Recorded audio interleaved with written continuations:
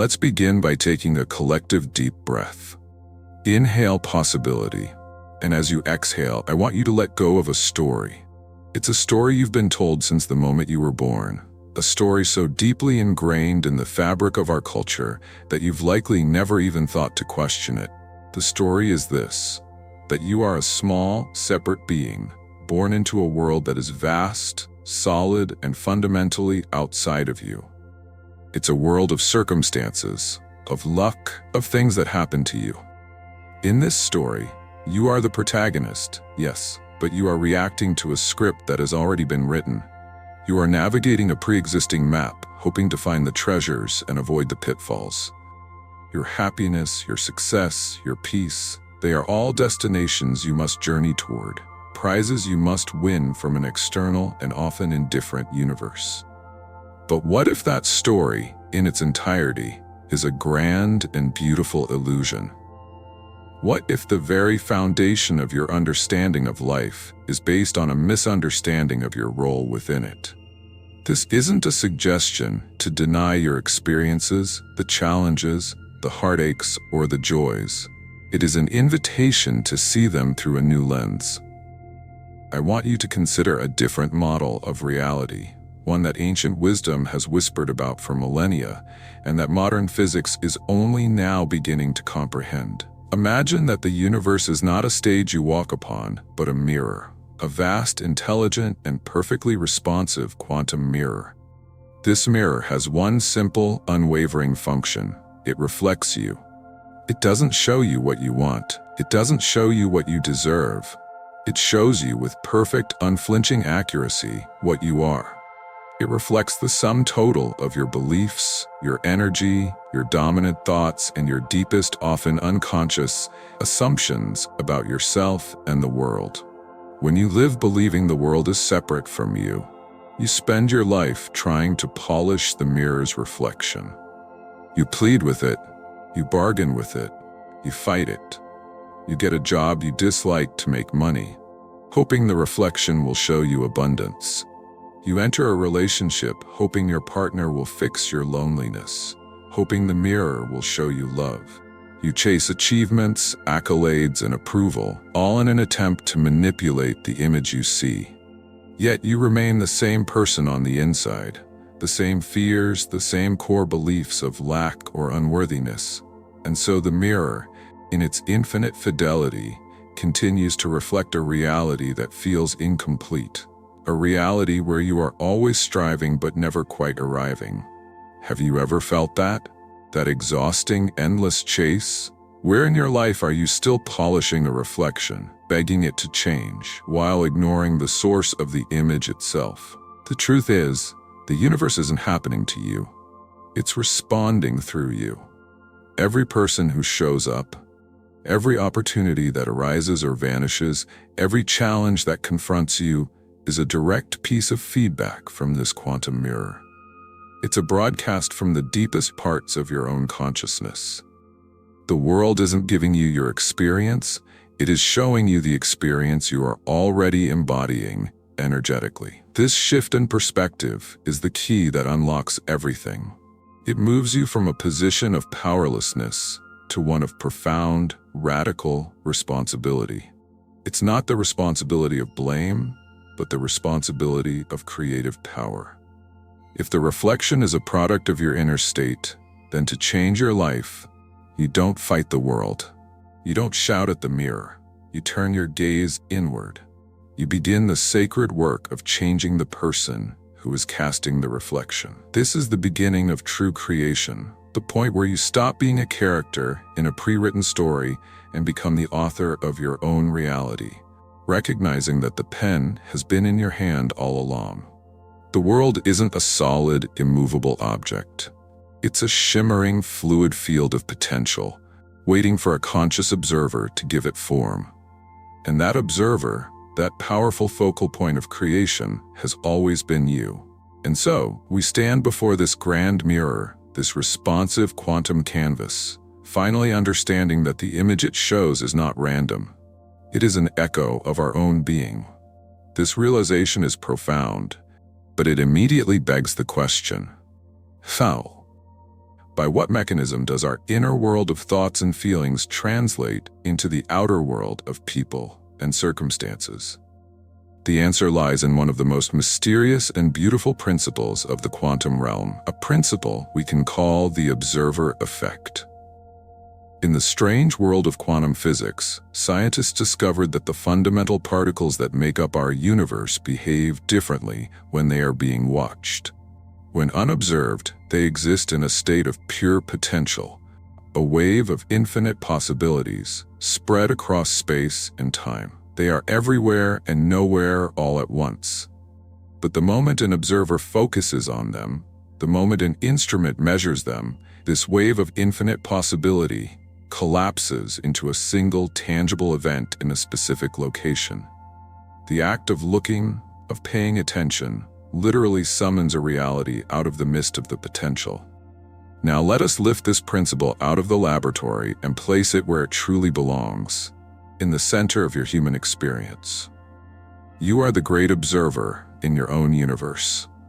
Your consciousness, your focused attention, is the most powerful creative force you possess. Every moment of every day, you are looking out at an infinite field of potential realities.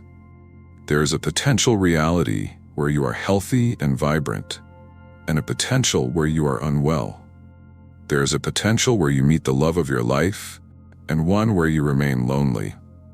A potential where your business succeeds beyond your wildest dreams, and one where it fails. All of these potentials exist simultaneously as energetic probabilities, shimmering in the quantum field.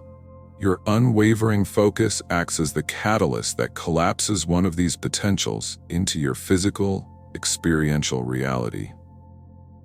What you choose to consistently place your attention upon is what you are choosing to pull from the realm of the unseen into the world of the seen. Think of your awareness as a spotlight in a pitch-black warehouse filled with every object imaginable.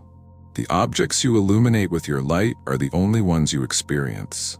The rest remain in the dark, dormant but still there. Most of us, however, wield this spotlight unconsciously. We point it at our fears, shining a bright light on everything that could go wrong. We focus on past hurts, illuminating them so brightly that they continue to define our present. We fixate on lack, the money we don't have, the love we haven't found, the respect we don't get, and then we are shocked when the quantum mirror faithfully reflects a life defined by what is missing. The universe isn't punishing you, it's just following your lead. It's honoring the power of your focus. Where has the lens of your attention been pointed this week? Take a moment and honestly assess. Has it been aimed at problems or solutions? At old wounds or at future healing? At the beauty of what is or the anxiety of what isn't? This is why, when you decide to buy a certain model of car, you suddenly start seeing it everywhere. It's not that there are more of those cars on the road. It's that you, the observer, have now tuned your consciousness to that specific pattern, and you are collapsing that reality into your awareness over and over again. This is the observer effect in mundane daily action. Now, what if you applied that same focused power deliberately? What if you decided to start looking for evidence of abundance? Not just in money, but in laughter, in kindness from strangers, in the sheer richness of a sunset. What if you started observing moments of connection and love, rather than moments of friction? You are not pretending problems don't exist. You are consciously withdrawing your primary creative energy, your focus, from the realities you do not wish to amplify, and you are placing it upon the realities you do. You are choosing which wave of potential to collapse into your life through the sheer force of your attention. But simple attention, just looking at something, is only the first step. To create a reflection with deep emotional and lasting substance, the observation must be charged with a certain energy, a certain feeling. It's not just what you look at, it's the state of being from which you are looking. So we now understand that our focused attention is what pulls a specific reality from the infinite field of potential. But as we hinted, The quality of that focus, the emotional charge behind it, is what gives the reflection its color, its texture, its very substance. It is the difference between seeing a faint, ghostly image in the mirror and seeing a vibrant, living, breathing reality. This brings us to the heart of creation, the concept of energetic frequency. Let's demystify this idea. Think of every possible emotion you can experience, from the depths of despair to the heights of ecstasy, as having a unique vibrational signature, a frequency. Love, joy, gratitude, and peace are fast, high-frequency emotions. They feel light, expansive, and open. Fear, shame, anger, and guilt are slow, low-frequency emotions. They feel heavy, dense, and constricting. The quantum mirror is not just a visual mirror, it is an energetic one. It operates on a fundamental law of resonance, like attracts like. It reflects the frequency you are broadcasting. Imagine you're trying to listen to your favorite radio station, which broadcasts at 101.5 FM. If your radio dial is tuned to 92.3 FM, you can sit in your car all day. You can hope for the music. You can affirm that you are hearing the music, but you will only hear the static and chatter of the 92.3 FM station. It's not the radio's fault. The 101.5 FM signal is in the air, fully available, but you are simply not calibrated to receive it. In this metaphor, every possible reality is a station broadcasting at a specific frequency. The reality where you are living in joyful abundance has a high, light frequency. The reality where you are struggling with anxious lack has a low, dense frequency. Your emotional state is your radio dial. This is the missing piece for so many who have tried to change their lives through sheer willpower or positive thinking. You cannot stand with your dial tuned to Anxiety FM and expect to experience the music of Joy FM. You can't think a thought of abundance, I am wealthy, while simultaneously broadcasting the powerful gut-level feeling of lack. The universe doesn't respond to your words. It responds to the music of your being, the frequency of your heart. Where in your life are you still chasing something you don't believe you deserve? The dissonance between your stated desire and your core frequency is the reason your manifestations feel stuck. You are asking the mirror to show you a smiling face while you are steadfastly frowning. The mirror, in its perfect integrity, cannot do it. So how do we change the station? How do we consciously tune our frequency to match the reality we wish to create? The process begins with shifting from wanting to being. You must generate the feeling of your wish fulfilled. Right here, right now, before the evidence has appeared in your reality. The primary tool for this is gratitude. Not just saying thank you, but the embodied, emotional experience of gratitude. Gratitude is the ultimate frequency of receiving. When you are truly grateful, you are in the energetic state of having. By feeling grateful for the money you do have, even if it's just a little, you tune yourself to the frequency of abundance, telling the quantum mirror, show me more of this feeling. Take something you deeply desire. Instead of focusing on its absence, close your eyes and imagine it is already yours. How would you feel? Not think, but feel. Would you feel relief, joy, freedom, peace? Let that feeling wash over you. Bathe in it. This is not delusion, it is calibration. You are providing the mirror with a new, clear image to reflect by becoming the person who already has what they desire. What is the prevailing emotional weather inside of you on a typical day? Is it sunny, cloudy, or stormy? That weather pattern is the signal you are sending out, and it is the primary determinant of the climate of your external life. But as many of us know, trying to hold a high-frequency feeling can feel like holding a beach ball underwater. We can do it for a little while, but eventually other things pop back up to the surface. Old beliefs, past traumas, deep-seated fears. These are the echoes from past reflections, and they have a powerful gravity that can keep pulling our energetic dial back to a familiar, unwanted station. Before we can permanently set our frequency to joy, we must first learn how to release the ghosts of reality's past. It is a noble and powerful act to tune your inner world to the frequency of joy, to practice the feeling of your wish already fulfilled. Yet, as you've surely experienced, it can feel like trying to hold a beach ball underwater. You apply pressure, you focus your intent, and for a moment, you feel the lightness of that higher vibration. But the second your concentration wavers, that ball, heavy with old anxieties, past failures, and deep-seated fears, bursts back to the surface. This is the gravitational pull of your past.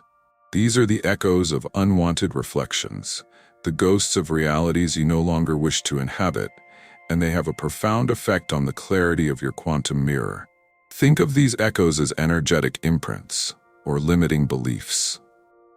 At some point in your past, perhaps from a painful experience, a cutting remark from a parent or teacher, or a conclusion you drew after a failure, you formed a belief. I'm not worthy of love.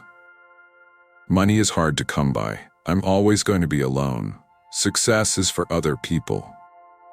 These weren't universal truths. They were conclusions based on a single frame of data, a single reflection in the mirror at a specific point in time.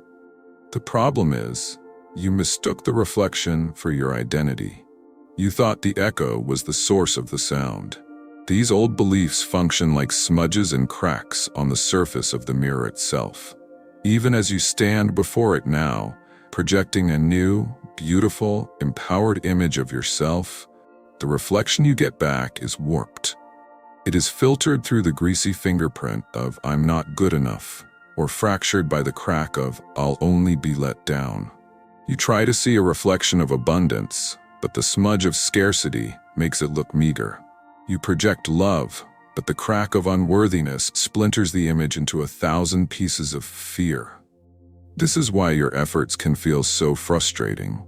You are doing the work, but the instrument of reflection itself is compromised by the residue of the past. What is the one recurring negative story that your mind loves to tell you when you are faced with a challenge or a dream? Identify it. See it not as you, but as a smudge on your mirror. So what do? Our instinct is to scrub, to fight, to hate these beliefs into submission.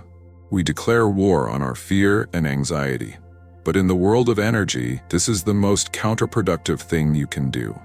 What you resist, you energize. When you fight a shadow, you are simply proving how big and real it is. The path to clearing the mirror is not through aggression, but through compassionate awareness. The first step is simply to notice.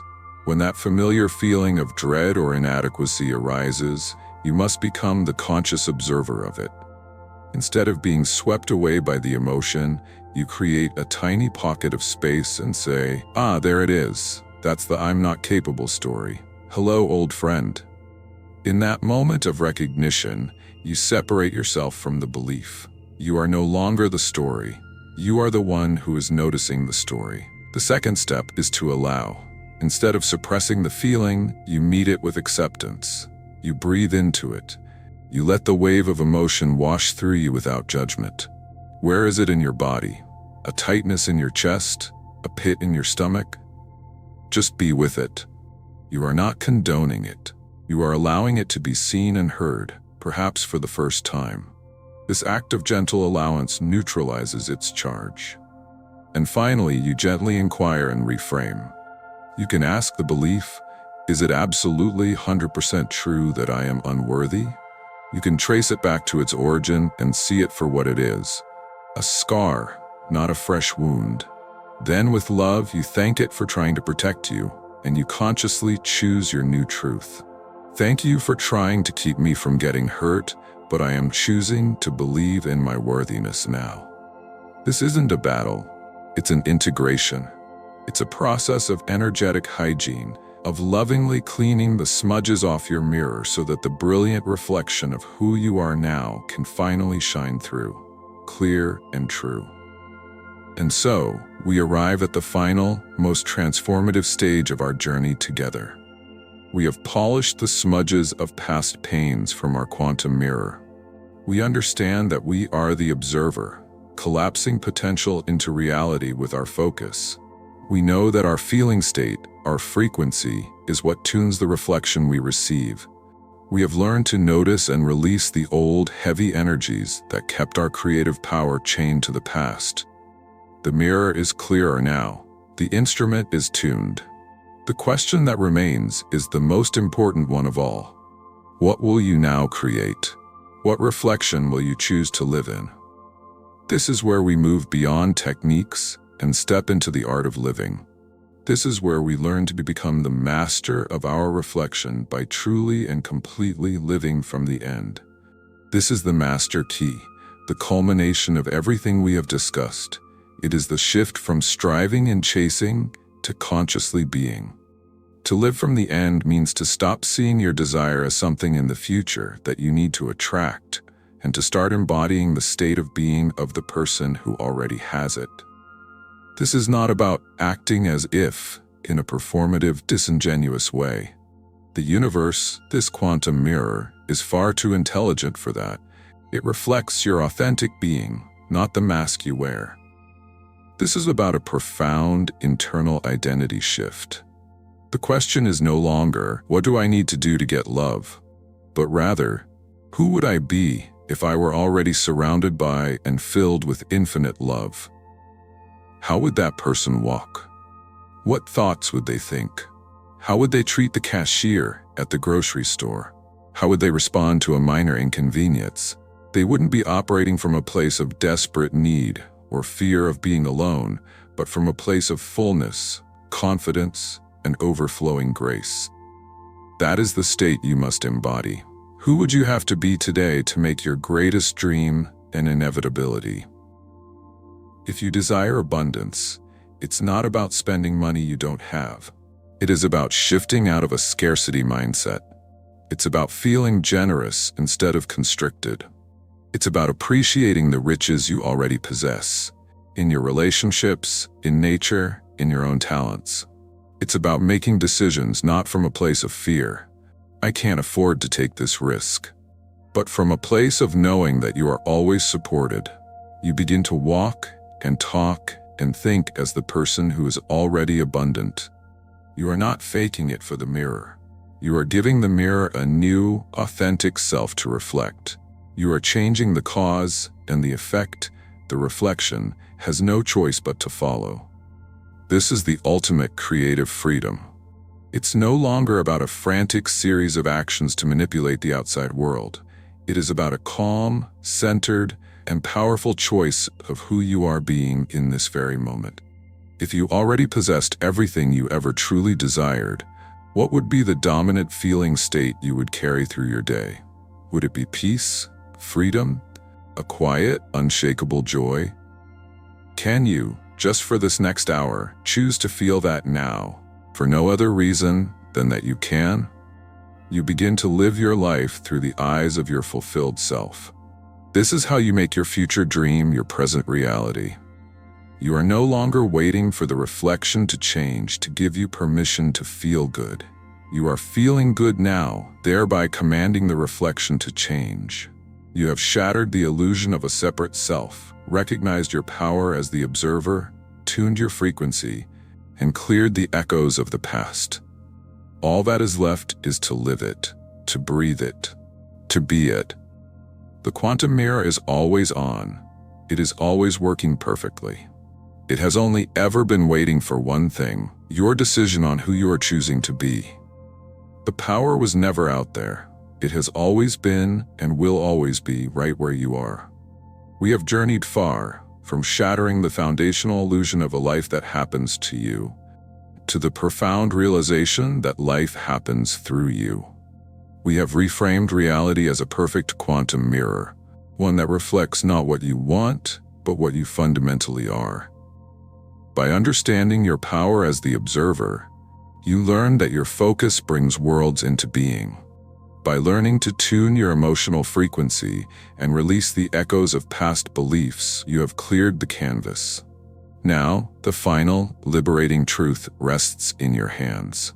The art of creation is simply the art of being. To live from the wish fulfilled is to claim your birthright as the master of your reflection. This is not the end, but a beginning. It is an invitation to a new way of life, one of conscious creation, radical responsibility, and infinite potential. The journey inward is the greatest adventure you will ever take, and its rewards are mirrored in the world you experience. I would be honored to hear your thoughts and experiences. Where are you on this journey? What part of this message resonated most deeply with you? Please share your reflections in the comments below. And if this message served you, consider subscribing for more journeys into the heart of who you truly are.